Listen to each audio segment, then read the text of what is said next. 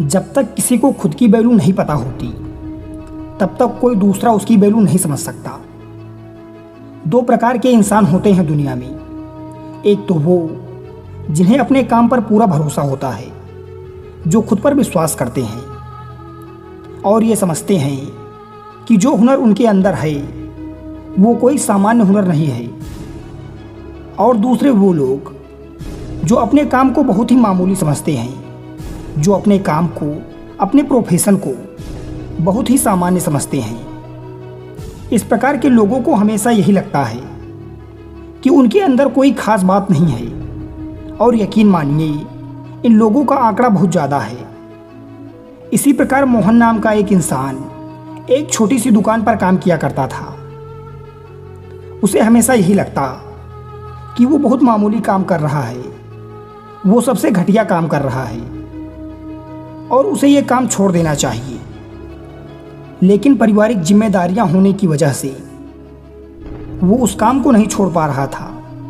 खाली समय में कभी वो विचार करता कि मैं खुद की एक दुकान खोल दूंगा, और कभी दूसरा कोई काम करने की सोचता ताकि लोगों के बीच उसकी इज्जत बन जाए। लोग कहें कि मोहन बहुत अच्छा काम कर रहा है। वास्तविकता में जब भी कोई रिश्तेदार उससे पूछता कि वो क्या काम करता है तो वो अपने काम को छुपाने की कोशिश करता। वो हमेशा यही सोचा करता कि किसी दुकान पर काम करना कितना तुच्छ काम है, कितना छोटा काम है। इससे अच्छा तो आदमी खाली बैठ जाए। कोई अगर पूछे भी तो कह तो दे कि कुछ काम की तलाश कर रहा हूँ, अभी तो कुछ काम मिला नहीं है। लेकिन ऐसे तुच्छ काम के बारे में लोगों को बताना क्या सही रहेगा? मेरे बारे में वो क्या सोचेंगी कि ये कितना छोटा काम कर रहा है? क्या उनके बीच मेरी इज्जत, मेरी वैल्यू बनी रह पाएगी? ऐसे विचार मन में बार बार आने की वजह से वह अक्सर तनाव में रहने लगा था। दुकान पर काम करने के उसको बहुत कम पैसे मिलते थे। इससे वो अपनी बीवी बच्चों की ज़रूरतें भी पूरी नहीं कर पाता था। इसीलिए रातों में उसे नींद भी नहीं आती थी। वो अपने आप को फालतू समझता था। वो कभी कभी आत्महत्या के बारे में भी सोचता। एक दिन वो दुकान पर अकेला काम कर रहा था। उसका मालिक कहीं बाहर गया हुआ था। तभी अचानक उसकी दुकान पर एक सन्यासी भिक्षा लेने के लिए पहुंच गया। इस भिक्षु के चेहरे पर एक दिव्य तेज था। उसकी आंखों में एक शांति थी। मोहन ने उस सन्यासी को भिक्षा देते हुए एक सवाल पूछा। मोहन ने पूछा कि हे भंते, आपकी आंखों में गजब की शांति है, आपके चेहरे पर गजब का तेज है। आपने जिस प्रेम से मुझसे भिक्षा मांगी है तो उससे यह स्पष्ट होता है कि आपकी वाणी भी बहुत प्रेमपूर्ण है। लेकिन हर कोई आपकी तरह दयालु और प्रेमपूर्ण नहीं होता। मोहन ने खुद को संबोधित करते हुए पूछा कि हे भंते, मैं हमेशा दूसरों की मदद करता हूँ, हमेशा दूसरों के काम आता हूँ। उसके बावजूद लोग मेरी इज्जत नहीं करते हैं। इज्जत करना तो दूर की बात रही, मेरी कोई कदर भी नहीं करता। मुझे कोई पूछता तक नहीं है। और मुझे यही लगता है कि मैं एक दुकान पर एक बहुत तुच्छ काम कर रहा हूँ, जिसकी वजह से लोग मेरी कभी इज्जत नहीं करेंगी। हालांकि मैं कभी किसी का बुरा नहीं चाहता, मैं हमेशा दूसरों की मदद करना चाहता हूँ। तो इसके बदले में कम से कम दूसरे लोगों को मुझसे ठीक से पेश तो आना चाहिए। मैं दूसरों के बीच और अपने परिवार के बीच अपनी वैल्यू किस तरह से बढ़ा सकता हूँ?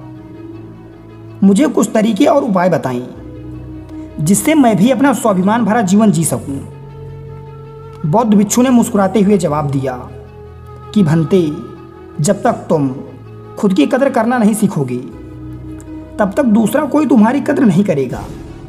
जब तक तुम्हें अपने आप को तुच्छ और छोटा समझते रहोगे तो दूसरे लोगों को क्या पड़ी है कि वो तुम्हें महान समझे, तुम्हारे काम को ऊंचा समझे। भिक्षु ने अपनी बात को आगे बढ़ाते हुए कहा कि ऐसा नहीं है कि हमेशा हर घर से भिक्षा मिल जाती हो, लेकिन जो कुछ भी हमें मिलता है उसके लिए हमारे मन में एक धन्यवाद का भाव होता है।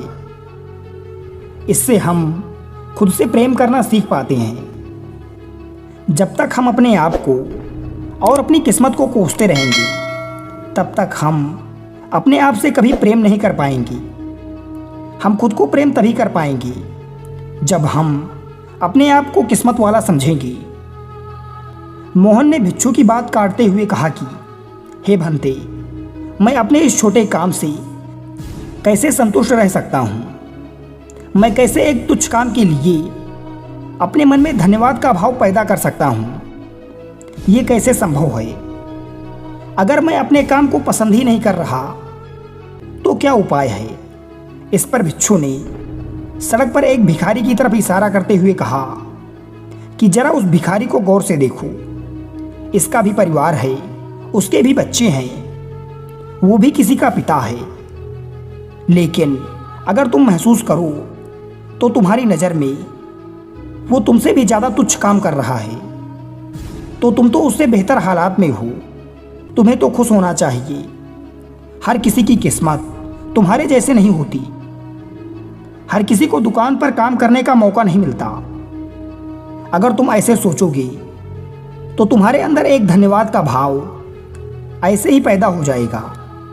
तुम्हारा शरीर स्वस्थ है, तुम्हें कोई चिंता नहीं है, कोई फिक्र नहीं है, लेकिन फिर भी तुम अपने आप को तुच्छ समझने लगते हो। इसमें तुम्हारे सिर्फ सोचने के नज़रिए की कमी है। अगर तुम अपने सोचने के नज़रिए को बदलो तो सब कुछ अच्छा ही है, वरना तो सब कुछ ही बुरा है। एक बार तुम खुद से प्यार करना सीख जाओ, प्रेम करना सीख जाओ, उसके बाद तुम्हारा खुद पर विश्वास बढ़ जाएगा। और खुद पर विश्वास बढ़ने के बाद सबसे पहला बदलाव जो हमारे अंतर्मन के अंदर आता है वो आता है कि हमारी संकल्प शक्ति बहुत मजबूत हो जाती है। खुद से प्रेम यानी खुद का खुद पर विश्वास बढ़ना, और विश्वास बढ़ना मतलब हमारी संकल्प शक्ति मजबूत होना।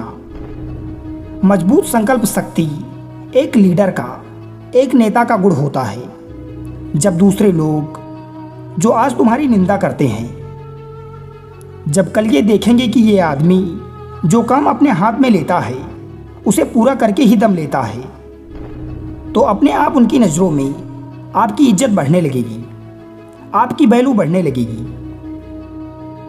भिक्षु ने मोहन को सावधान करते हुए अपना अगला तरीका बताया जिससे दूसरों की नज़रों में अपनी वैल्यू बढ़ाई जा सके।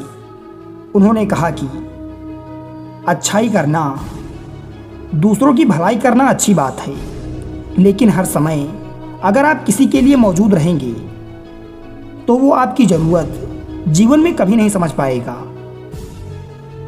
कोई आपको गंभीरता से कभी नहीं लेगा। सब तुम्हारा फायदा उठाकर तुमसे अपना काम निकलवाने के लिए योजनाएं बनाते रहेंगे, जिससे बाद में तुम्हें दुख होगा, तुम्हारे मन को बहुत तकलीफ होगी।